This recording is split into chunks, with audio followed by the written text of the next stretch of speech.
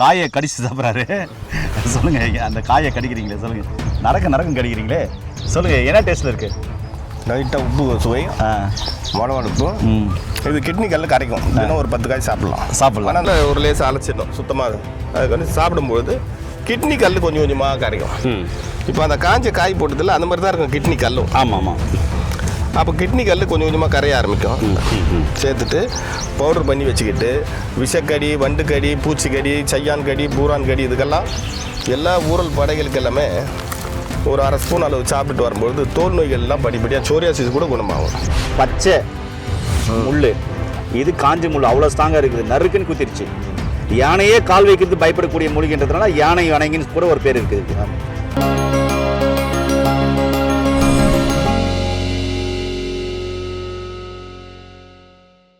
இயற்கையை மருந்து சேனலுடைய மேலும் பல பதிவுகளை தெரிந்து கொள்ள இந்த சேனலை சப்ஸ்கிரைப் செய்யவும், பெல் பட்டனை அழுத்தவும். மேலும் மருத்துவரின் ஆலோசனை பெற இந்த வீடியோவில் உள்ள எண்ணிற்கு தொடர்பு கொள்ளவும்.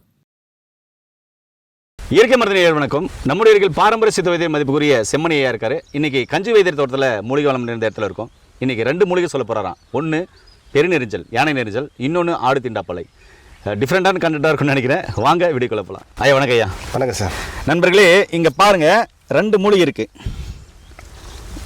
ஒன்று பார்த்தீங்க அப்படின்னு சொன்னால் ஆடு தீண்டா பாலை.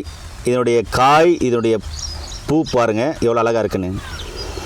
இது முழுக்க சோரேசிஸ், தோல் நோய்கள், எக்ஸிமா, படை, சொறி, சிரங்கு, அது மாதிரியான தோல் நோய்களுக்கு சிறப்பாக வேலை செய்யக்கூடியது இந்த ஆடு தீண்டா பாலை மூலிகை. இதனுடைய பூ பாருங்கள் சிவப்பு நிறத்தில் இருக்குது. இதனுடைய காய் இப்போ பிஞ்சு, இது நல்லா தரமாக வந்துச்சுனாக்கா கலர் மாறும். நிறைய வீடுகள் போட்டிருக்கேன். அதே மாதிரி இதனுடைய இலைகள் பாருங்கள் எப்படி இருக்குது. இது வந்து சரும நோய்களுக்கு ரொம்ப சிறப்பாக வேலை செய்யக்கூடியது. இதுதான் ஆடு தீண்டா பாலை. சரிங்களா? அடுத்தது இங்கே பாருங்கள், நல்லா மஞ்சள் கலர் பூ பூத்து நல்லா மங்களகரமாக இருக்குல்ல. இந்த மூலிகையின் பேர் பார்த்தீங்கன்னா யானை நெரிஞ்சல். இது ஒரு 100 ml தண்ணியில் ஒரு கொத்து பிடுங்கி நல்லா கழுவிட்டு நல்லா ஒரு 10 நிமிஷம் அந்த தண்ணியில் போட்டு சுழட்டிகிட்டே இருந்தோம்னா தண்ணி ஜெல் மாதிரி மாறும். இந்த உடல் உஷ்ணமாக இருக்குது அப்படின்றவங்களுக்கும், வெள்ளைப்படுதல் சம்மந்தமான பிரச்சனை இருக்குன்றவங்களுக்கும், வெயில் காலத்தில் யூடிஐ இன்ஃபெக்ஷன் இருக்குது அப்படின்றவங்களுக்கும், யூரினரி இன்ஃபெக்ஷன் இருக்கிறவங்களுக்கும், உடல் சூடாகிறவங்களுக்கும் காலையில் ஒரு டம்ளர் தொடர்ந்து குடிச்சிட்டு வந்தோம்னா 1 வாரத்திலே அந்த உடல் உஷ்ணம் குறையும், ஈட்டை இன்ஃபெக்ஷன் சம்மந்தமான பிரச்சனைகள் சரியாகும். அப்படிப்பட்ட ஒரு அற்புதமான மூலிகை இந்த யானை நெரிஞ்சல். சரி ஐயா, நீங்கள் சொல்லுங்கள் ஐயா, இதை பற்றி 2 மூலிகை அப்படியே அற்புதமாக இருக்குது, நீங்கள் சொல்லுங்கள் ஐயா. இப்போ ஆடு தீண்டா பாலை. ஆடு தீண்டா பாலை இது பெரும்பாலும் ஆடு சாப்பிடாது, அதனால் ஆடு தீண்டா பாலைன்னு பேர். இது வந்து பார்த்தீங்கன்னா நல்லா இடித்து சாறு எடுத்துக்கணும். சாறு எடுத்துக்கிட்டு ஒரு 50 ml சாறுன்னு வச்சுங்க.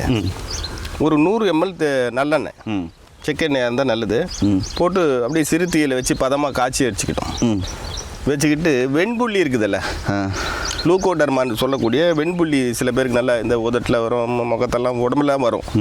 அந்த வெண்புள்ளிக்கு இங்கே பாருங்கள் நல்லா காலில் குத்திருச்சு. யானை நெரிஞ்சல். இதுதான் யானை நெரிஞ்சல் நண்பர்களே. இதனுடைய முள் பாருங்கள், இப்போ எழுந்தல்ல காலில் நறுக்குன்னு குத்திருச்சு. யானையே கால் வைக்கிறதுக்கு பயப்படக்கூடிய ஒரு மூலிகை இது. பச்சை முள்ளாக இருந்தாக்க ஒன்றுமே தெரியாது, அதே காஞ்சிடுச்சுனாக்க ரொம்ப வீரியமாக இருக்கும். அதனால தான் யானை வணங்கின்னு பேர். யானை வணங்கின்னு பேர். இங்கே பாருங்கள், இது பச்சை முள், இது காஞ்சி முள் அவ்வளோ ஸ்ட்ராங்காக இருக்குது, நறுக்குன்னு குத்திருச்சு. யானையே கால் வைக்கிறது பயப்படக்கூடிய மூலிகைன்றதுனால யானை வணங்கின்னு கூட ஒரு பேர் இருக்குது. ஆமாம், சொல்லுங்க ஐயா. அடுத்து இந்த நம்ம ஆடு தீண்டா பாலை இன்னும் முடிக்கல. ஆடு தீண்டா பாலை வந்து அந்த எண்ணெயை வந்து பதமாக காய்ச்சி வச்சுக்கணும். 50 கிராம் ஆடு தீண்டா பாலினுடைய அரைச்ச விழுது, சாறு கிடைக்கலாம், விழுது போட்டுக்கலாம்.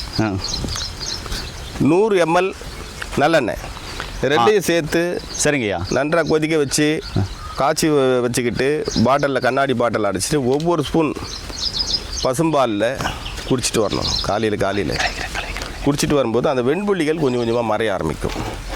ஏன்னா அதில் ரொம்ப அந்த காப்பர் சத்து இருக்குது அந்த மூலிகையில். அதனால் வந்து அந்த வெண்புள்ளியை வந்து மறைக்கக்கூடிய ஆற்றல் உண்டு. அடுத்து ஆடு தீண்டா பாலையை வந்து சாதாரணமாக மஞ்சள் வச்சு அரைச்சி ஆ. மேல் பூச்சா பூச்சுவாங்க. மேல் பூச்சா பூசணும் ஐயா? ஆமாம், அது படை சொறி அரிப்புகளுக்கெல்லாம் மேல் பூச்சா பூசுவாங்க. ஆ. குழந்தைங்களுக்கு கூட சிறங்கு இருந்தால் அதை அரைச்சி போடுவாங்க கிராமங்களில். நாங்களும் போட்டிருக்கோம். ஐயா, இந்த தோல் நோய்களுக்கு சோரியாசிஸ்க்கு எப்படி அந்த ஆடு தீண்டா பாலை பயன்படுத்தணும்? தோல் நோய்களுக்கு சாதாரணமாக அப்படியே பிடுங்கி நல்லா காய வச்சு, வேரோட பிடுங்கி காய வச்சு பவுடர் ஆக்கிடணும். பவுடர் ஆக்கிட்டு அந்த பவுடரை ஒரு 1/4 ஸ்பூன் அளவு பசும்பாலில் சாப்பிட்டுக்கினே வந்தால் தோல் நோய் படிப்படியாக வரும். அதாவது இதை இந்த சமூல சூர்ணத்துக்கு ஒரு 100 கிராம் சூர்ணத்துக்கு ஒரு 10 கிராம் மிளகு சேர்த்துடணும் கூட. சேர்த்துட்டு பவுடர் பண்ணி வச்சுக்கிட்டு விஷக்கடி, வண்டுக்கடி, பூச்சிக்கடி, சையான் கடி, பூரான் கடி, இதுக்கெல்லாம் எல்லா ஊரல் படைகளுக்கு எல்லாமே ஒரு 1/2 ஸ்பூன் அளவு சாப்பிட்டுட்டு வரும்பொழுது தோல் நோய்கள் எல்லாம் படிப்படியாக சோரியாசிஸ் கூட குணமாகும். சூப்பருங்க ஐயா. யானை நெரிஞ்சலை சொல்லுங்க ஐயா. யானை நெரிஞ்சு பார்த்தீங்கன்னா யானை வணங்கி யானை நெரிஞ்சிருந்துவாங்க. இப்போ அந்த காய் வச்சுருந்தீங்களா? காய் அதை இப்போ தான் போட்டுங்க ஐயா, பரவாயில்ல சொல்லுங்க. அந்த இல்லை, அந்த காய் கொஞ்சம் தேருங்க. இந்த யானை நெரிஞ்சல் வந்து அதில் இருக்குது, அதில் இருக்குது, அந்த பக்கம். ஆமாம், அதான் இந்த அளவு கட் பண்ணி எடுத்துடணும். எடுத்துகிட்டு ஒரு டம்ளர் தண்ணியில் அப்படி சுத்தம் பொழுது இந்த விளக்கெண்ணெய் மாதிரி குழன்னு வந்துடும். முதல்ல ஒரு லேசாக அழைச்சிடணும் சுத்தமாக. அதுக்கு வந்து சாப்பிடும்பொழுது கிட்னி கல் கொஞ்சம் கொஞ்சமாக கரைக்கும். இப்போ அந்த காஞ்ச காய் போட்டதில்ல, அந்த மாதிரி தான் இருக்கும் கிட்னி கல்லும். ஆமாம் ஆமாம். அப்போ கிட்னி கல் கொஞ்சம் கொஞ்சமாக கரைய ஆரம்பிக்கும். இது போய் என்ன பண்ணோம்னா கிட்னியில் இருக்கிற அந்த நெப்ரான் வடிகட்டி இருக்குல்ல, அதுக்குள்ளே அதை வந்து சுத்தம் பண்ணும். சுத்தம் பண்ணி அங்கே இருக்கிற அந்த கல் அதனுடைய இதெல்லாம் வெளியே கொஞ்சம் கொஞ்சமாக கொண்டு வரும். அப்போ வந்து கிட்னி வந்து வலுவடையும். கிட்னிக்கு வந்து ரொம்ப நல்லது. அடுத்து பெண்கள் வெள்ளைப்போக்குக்கு அதே போல் அதை கொஞ்சம் இலை எடுத்து ஒரு சுண்டைக்காய் அளவுக்கு, அதாவது நெல்லிக்காய் அளவுக்கு அரைச்சிட்டு மோரில் கலந்து ஒரு 10 நாளைக்கு சாப்பிட்டோம்னா அந்த வெள்ளைப்போக்கு கட்டுக்குள்ளே வரும். அந்த பிளட்டு போகிறது, ரொம்ப எரிச்சல், வலி, இதுக்கெல்லாம் வந்து ஆன நெரிஞ்சல் ஒரு சிறந்த மூலிகை. ஐயா, ரொம்ப ரொம்ப அற்புதமான தகவல். பார்த்தீங்கன்னாக்க ஆடு தீண்டாப்பாலை யானை நெரிஞ்சலேருந்து ரொம்ப டிஃப்ரெண்ட்டாக சொல்லியிருக்கீங்க. ஏன் நேர்களே, ஆடு தீண்டாப்பாலை சர்மம் சார்ந்த பிரச்சனைகளுக்கு அற்புதமாக வேலை செய்யும். யானை நெரிஞ்சல், யானை வணங்குகின்ற மூலிகை கிட்னி சார்ந்த பிரச்சனைகளுக்கு அற்புதமாக வேலை செய்யும். கிட்னி ஃபெயிலருக்கு இதுவும் ஒரு மருந்தாக, கூட்டு மருந்தாக சூரணத்தில் சேர்க்குறாங்க.